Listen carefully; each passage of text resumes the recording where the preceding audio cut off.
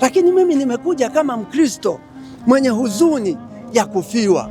Naitwa mchungaji Canon Isaya Joseph Mugaragu wa kanisa la Anglikana Dayosisi ya Tabora mstaafu. Lakini baada ya kustaafu nimetunukiwa kuwa bishop au askofu kwa maana ya mwalimu wa wachungaji Harvest Planting Church pale Buza, kazi ambayo naendelea kuifanya hadi sasa. Kwa hiyo tukio la leo ambalo ni la huzuni sana linalohusu maombolezo, kwa kweli hii ni huzuni, ni maombolezo makubwa ya kutisha baada ya kifo cha aliyekuwa mkuu wa taifa la Iran. Huyu anaitwa Ayatollah Khomeini. Mimi nimemona nikiwa bado shule ya msingi. Kwa umri ananizidi miaka kama 14, maana mimi nimebakisha kama mimi nifike miaka 70. Ni huzuni kwa watu wa makanisa wote, kwa sababu amekufa bila kuaga familia yake na bila kujiandaa wala bila mapatano kwamba sasa yuko kwenye vita ya kuuawa.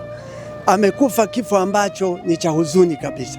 Kwa Waislamu amepotea kiongozi ambaye ndiye mpigania uhuru, unaweza ukasema mpambanaji mkubwa sana aliyekubaliwa na Nyerere kipindi chake.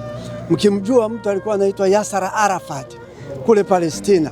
Nyerere alikuwa sio mtu wa kufuata tu Kristo wala Uislamu, alikuwa anafuata binadamu wote ni sawa na Afrika ni moja. Sasa kwa maana hiyo Ayatollah Khomeini mkuu wa taifa la Iran, kwa kweli kila mtu mwenye akili timamu anaweza akamuombolezea, akaumia, akalia, kwa sababu kifo chake hakikuwa katika utaratibu wa mtu kuaga dunia, na hakuwa ameugua. Ni mzee wa miaka 80, lakini amekufa akiwa bado anategemewa na Waislamu wote, akiwa anategemewa na watu wengi duniani. Sasa mimi ninachoweza kuambia watu wa dunia hii na Waislamu wote duniani na Wakristo, mstari ule ambao umeandikwa katika Yakobo sura ya 4 mstari wa 7 unasema, mfuateni Mungu, mpingeni shetani naye atawakimbia. Wauaji wote ni wafuasi wa shetani, hilo hatuwezi kubisha.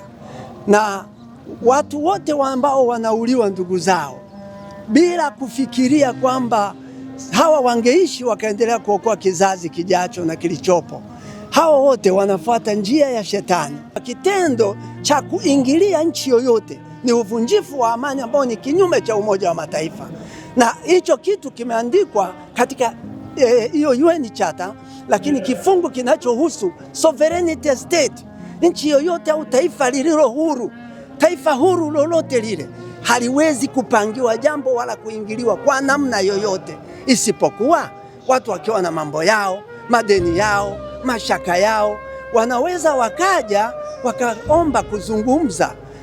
Kuua mtu sio suluhisho la matatizo, ndugu zangu.